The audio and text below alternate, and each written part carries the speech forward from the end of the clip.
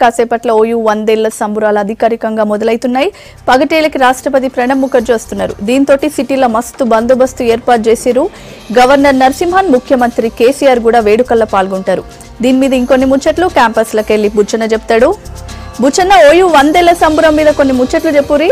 OU చరిత్ర ఏంది అసలు?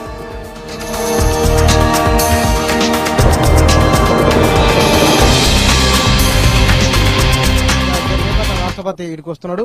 ఇంతకుముందు మనం ఎన్సీసీ గేట్ కాడ కొంతమందితో మాట్లాడిన ఉస్మానియా యూనివర్సిటీ దీని పుట్టుబడి ఎట్లా వచ్చింది, దీని కథ ఏంది, దీని వ్యవహారం ఏంది, తెలంగాణలో ఎట్లా ఉన్నది, చదువులలో ఎట్లా ఉందనే విషయాలు బయట మనం మాట్లాడినాం.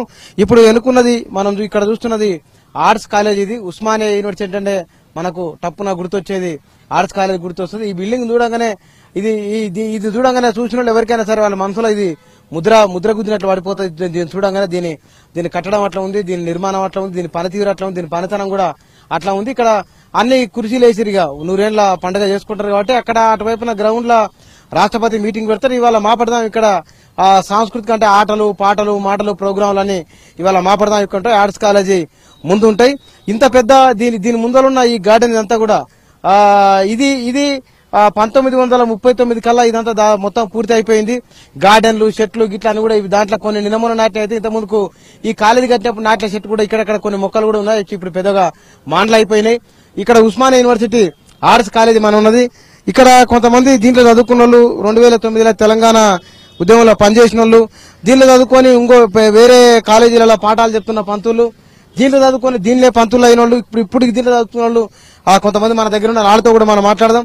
బాలలక్ష్మి ఉంది, ఈమె ఇక్కడనే 2009 తెలంగాణ ఉద్యమం జరిగినప్పుడు ఇక్కడనే ఈమె ఉన్నది, ఇక్కడ చదువుకుంటున్నది. లక్ష్మి, ఇవాళ ఇప్పుడు 100 ఏళ్ల పండుగ జరుపుకుంటుంది ఉస్మానియా యూనివర్సిటీ. ఇక నీలాంటి వాళ్ళు ఆడపిల్లలు ఊర్లలోకి వెళ్ళి వచ్చి చదువుకున్న వాళ్ళు ఇప్పట్లో కొంచెం పెరిగిన కానీ అప్పట్లో చాలా తక్కువనే. నీకు యాదున్నంత వరకు, నీకు తెలిసినంత వరకు ఇది ఉస్మానియా యూనివర్సిటీ ఆడల విషయంలో ఎట్లున్నది, ఉద్యమాల విషయంలో దీని ప్రభావం ఎట్లా ఉందనుకో?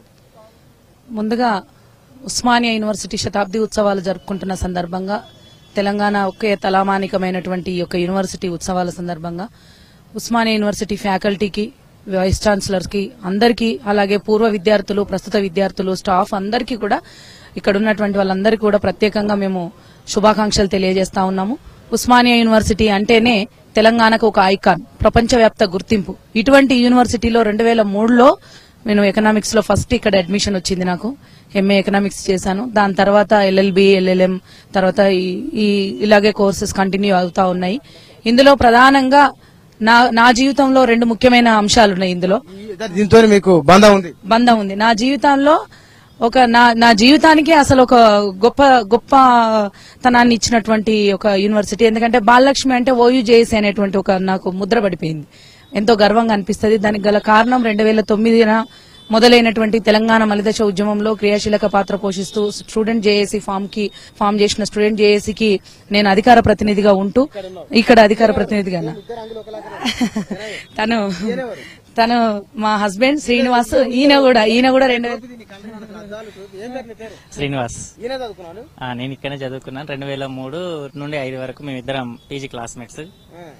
ఇక్కడనే ఉద్యమంలో ఉన్నాము. తర్వాత మేము బయటకు వెళ్ళిన తర్వాత తను ఇక్కడనే ఎల్ఎల్బి, ఎల్ఎల్ఎం చేస్తూ ఉంది. నేను బయట ప్రైవేట్ కాలేజీలో చెప్పుకుంటూ ఉన్నా. 100 ఏళ్ళు అవుతుంటే ఒక గర్వం. ఉస్మానియా కాలేజ్ ఇప్పటికీ ఒక చైతన్య ప్రతీక. ఈ మట్టిలోనే ఆ చైతన్యం ఉంది. ఆ మట్టి మమ్మల్ని కలిపింది. లేదు, ఈ రోజు ఓయూ మమ్మల్ని కలిపినటువంటి సందర్భంగా, ఈ ఉత్సవాల సందర్భంగా మా సంతోషాన్ని మా ఇద్దరి కలయికకు ఓయూ ఆర్ట్స్ కాలేజే సాక్షి. అదొకటి నా జీవితంలో ముఖ్యమైనది. మాకు ఒక పాప, మా పాప ముద్దు పేరు ఓయూ. మేమందరం ఓయూ ముద్దు పేరు ఓయూ, అసలు పేరు చేశ్రీ అంటే నేను చెగువేరా స్ఫూర్తితో ఉద్యమంలోకి వచ్చిందాన్ని కాబట్టి స్ఫూర్తితో నేను ఆ చెగువేరాకి ముద్దు పేరు ఓయూ, అసలు పేరు చేశ్రీ. పేరు పెట్టుకున్నాం ఆమెకి. ఉస్మానియా యూనివర్సిటీలో జరిగిన విద్యార్థి మహాగర్జన ఒక తలమానికమైనటువంటి ఒక సంఘటన, ఏది చరిత్రలో ఒక ఘట్టం ఉస్మానియా. ఇప్పుడు ఇవాళ పగటిని మనం చూస్తున్నాం, 100 ఏళ్ల పండుగ చేసుకుంటున్నది ఉస్మానియా యూనివర్సిటీ. 2009లో ఆ తర్వాత పగటిల్లి రాత్రిల్లి మొత్తం ఎత్తున్నది. ఇవాళ ఏమనిపిస్తుంది నీకు? నిజంగా చెప్తున్నా, 2009లో ఉద్యమం స్టార్ట్ అయినాక, December 9 ప్రకటన వచ్చి వెనక్కి పోయినాక ఇటు విద్యార్థులు అటు బయట ప్రజానికము అందరం కూడా ఉవ్వెత్తున ఉద్యమాన్ని కొనసాగిస్తున్నాం. అక్కడ పొలిటికల్ జేఏసీ చైర్మన్ కోనరాం సార్ నాయకత్వంలో జేఏసీ ఏర్పాటైంది. ఇక్కడ మేము అక్కడ వాళ్ళు సైమల్టేనియస్ గా తెలంగాణ వ్యాప్తంగా ఉద్యమం జరుగుతా ఉన్నది. ఉస్మానియా యూనివర్సిటీలో నిజంగా ఒక ఘట్టం ఏంటంటే విద్యార్థి మహాగర్జన మొట్టమొదటిది అత్యద్భుతమైన అసలు కొన్ని లక్షల మంది ఒక స్పాంటేనియస్ గా మేము ఎక్కడ తిరగలేదన్నా. ఇక్కడ ఇదే మా అన్నదమ్ములైనటువంటి మా మీడియా మిత్రులే మేము ఇచ్చిన వాయిస్ ని ప్రపంచానికి తెలిసేలా చేసి అసలు అక్కడ ఎక్కడిది ఎన్సీసీ గేట్ వరకు తట్టుకున్నారు. మేము అన్ని స్క్రీన్లు పెట్టి అది పెట్టి మేనేజ్ చేసినాం లక్షలాదిగా. అంటే చరిత్రలో ఇప్పటి వరకు కనీవి ఎరగని రీతిలో ఆ సభకు అస్సలు అనుకోలేదు. ఆ సభను ప్రారంభించింది నేను చెగువేర పలుకులతో నేను ఆయన ఇచ్చిన స్ఫూర్తితోటి మాట్లాడిన నేను సమాజానికి శస్త్రచికిత్స చేయాలి అని ఆయన వైద్య వృత్తిని వదిలి ఉద్యమంలోకి వచ్చిన విధానాన్ని చెప్తూ ఆయన స్ఫూర్తిగా నేను వచ్చిన ఆయన సభను ప్రారంభించిన అట్లా ఒక గర్వం ఉంది నాకు. అలాగే ఉద్యమ ప్రారంభంలో అంటే అప్పుడప్పుడే జేఏసీ ఏర్పాటవుతున్న సందర్భంలో శ్రీకాంతాచార్య అక్కడ ఆత్మహత్య చేసుకున్న ఆ సందర్భంలో ఉస్మానియా యూనివర్సిటీలో నాకు ఇంకొక ఘనత ఏంది అని అంటే మొట్టమొదటి అమ్మాయిని నేను నిరాహార దీక్ష చేసిన మొట్టమొదటి అమ్మాయిని నేను ఇక్కడ మలివిడత తెలంగాణ ఉద్యమంలో ఆర్ట్స్ కాలేజ్ ప్రాంగణంలో మొట్టమొదటి అమ్మాయిని చరిత్ర ప్రారంభమైంది 2009 నుంచి. మళ్ళీ అప్పుడు నేను మొట్టమొదటి అమ్మాయిని విద్యార్థి గర్జన ప్రారంభించినాను. మన దాన్ని ఏమంటాం 2010లా ఈ యొక్క ఆంధ్ర పాలకులు ఎవరైతే ఉన్నారో వాళ్ళు చేసినటువంటి దుర్మార్గాలు స్టూడెంట్స్ మీద మా మీద రాత్రి రణరంగం అది ఒక మరో జలియన్ వాలాబాగును తలపించే విధంగా మా అన్నదమ్ములు మీడియా మిత్రుల్ని మమ్మల్ని అందరినీ కళాకారులకు వచ్చినటువంటి వాళ్ళందరినీ కూడా తలలు బగలు పెట్టినటువంటి సందర్భము. అమ్మాయిలని భయభ్రాంతులకు చేసిన అబ్బాయిల అమ్మాయిలు తేడా లేదన్న. ఇక్కడ అందరం కలిసి ఉద్యమం చేసినాం. వాళ్ళు మాకు మేము వాళ్ళకు రక్షగా ఉండి ఉద్యమం చేసినాము. ఆ రోజు మా మీద భయభ్రాంతులకు గురి చేసిండ్రు. రాత్రి 12 గంటప్పుడు మమ్మల్ని దాడి చేసిండ్రు. ఆ సందర్భం ఇప్పుడు గుర్తుకొస్తుంటే దానికి కూడా మేము భయపడలే. ఇలా తెలంగాణ తెచ్చుకున్నటువంటి వ్యక్తులుగా మిగిలిపోయినాం. తర్వాత అసెంబ్లీ ముట్టడి కావచ్చు, మిలియన్ మార్చ్ కావచ్చు, సాగర హారం కావచ్చు, వీటన్నిటిలో క్రియాశీలక తొలిసారి 1953లో జరిగిన ముల్కీ ఉద్యమంలో కూడా దీంట్లో చదువుకున్న ఉన్నారు. 68, 69లో వచ్చిన ప్రత్యేక తెలంగాణ ఉద్యమంలో కూడా దీంట్లో చదువుకునే ఉన్నారు. 2009లో జరిగిన ఉద్యమంలో కూడా దీంట్లో చదువుకునే ఉన్నారు. డిగ్రీ చదువుకొని పీజీ కోసం వచ్చిన వాళ్ళు ఇక్కడ అప్పట్లో పీఈసీ ఉన్నది, హెచ్ఎస్సీ ఉన్నది, అవి చదువుకున్న వాళ్ళు కూడా దీంట్లోకి వెళ్ళి వచ్చిన వాళ్ళే. ఆర్ట్స్ కాలేజ్ అంటేనే ఇది 10 మంది కోసం పనిచేయమని చెప్తుంది, తెలంగాణ కోసం పనిచేయమని చెప్తుంది. నీవు సొంత లాభాన్ని కొంత మానుకొని 10 మందికి సాయం చేయమని 10 మంది కోసం పాట పాడమని చెప్తుంది ఉస్మానియా యూనివర్సిటీ. ఇందాక ఈమె మాట్లాడిన మాటలు కూడా అట్లనే ఉన్నాయి. ఈమె కంటే ముందలి తరాలు కూడా ఆ తర్వాత ఉన్న వాళ్ళు కూడా ఈమె కంటే ముందున్నోళ్ళు కూడా చాలా మంది 68లో ఉన్నోళ్ళు, 50లో ఉన్నోళ్ళు, 47, 48లో ఉన్నోళ్ళు, ఎన్నో పార్టీలలో ఇవాళ భారతదేశంలో ఉన్న అన్ని రాజకీయ పార్టీలో ఉన్న నాయకులంతా కూడా ఇక్కడి నుంచి వచ్చిన వాళ్ళే ఉన్నారు. ఈ తరం ఇప్పుడు చదువుకున్న దాంట్లో ఈ పిల్లగాడు ఏం పేరు బాబు నీ పేరు? నా పేరు యశ్వంత్. ఏమనిపిస్తుంది ఇప్పుడు? ఏం చదువుతున్నాను ఇక్కడ? నేను ఇప్పుడు ఇంజనీరింగ్ చదువుకుంటున్నాను, ఫైనల్ ఇయర్ మెకానికల్ ఇంజనీరింగ్. ఇక్కడనే చదువుతున్నా. చాలా సంతోషంగా ఉంది. 100 years అంటే మా టైంలో అంటే నేను ఇప్పుడు ఇంకా 1 year ఉంది నాకు వెళ్ళడానికి, కంప్లీట్ అవ్వడానికి. ఈ గడియల్లో చాలా 100 years సెలబ్రేషన్స్ అవ్వడం అనేది చాలా మంచి స్పందిస్తున్నా నేను. ఈ ప్రభుత్వం కూడా చాలా మంచిగా ఏర్పాట్లు చేసినాయి. ఇట్లాంటివి ఇంకా 100 years సెలబ్రేషన్స్ కాకుండా దీన్ని ఎక్స్టెండ్ చేస్తే ఇంకా మంచిగా ఉంటది. ఏడాది పాట చేస్తున్నారు, చూద్దాం. ఇంకా వచ్చే వరకు నువ్వు అప్పటికి మరి నీ మనవలు ఇట్లా వస్తారు చదువుకోనికి ఇక్కడికి. సార్ నమస్తే సార్. తర్వాత వచ్చారు అంటే 100 ఏళ్ల పండుగల మీరు కూడా పాల్గొందామని వచ్చారు ఇక్కడికి? తప్పకుండా, ఎందుకంటే ఇది నా బాధ్యత కూడా. ఈ తెలంగాణ రాష్ట్రం కోసం నిరంతరం విద్యార్థుల వెంబటి ఉండి ఇదే హాస్టల్, ఇదే వీళ్ళ టెంట్ వేస్తే విద్యార్థుల టెంట్ వేస్తే టెంట్ కులగొట్టిన టెంట్ తీయడం జరిగింది. వీళ్ళంతా రాత్రిపూట రణరంగానికి పోలీసులు ఉద్యమం ఒకటి. కానీ ఈ తెలంగాణ సొసైటీని సోయలకు దేనికే ఇది ఎట్లా పనిచేసింది?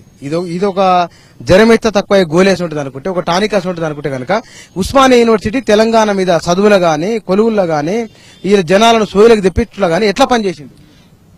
ఉస్మానియా యూనివర్సిటీ విద్యార్థుల ఉద్యమంలో నేను చాలా స్పష్టంగా చెప్పగలను. వీళ్ళు కనీసం ఒక కిటికీని కూడా పలగొట్టలేదు. వాళ్ళు అంత పెద్ద ఉద్యమాన్ని, అన్ని లక్షల మంది ఉద్యమాలు నడిపిన వాళ్ళు ఎంత క్రమశిక్షణ నడిపారంటే, ఎంత సోయి తీసుకొచ్చిందంటే వాళ్ళ ఏకైక లక్ష్యము తెలంగాణ రాష్ట్ర సాధన.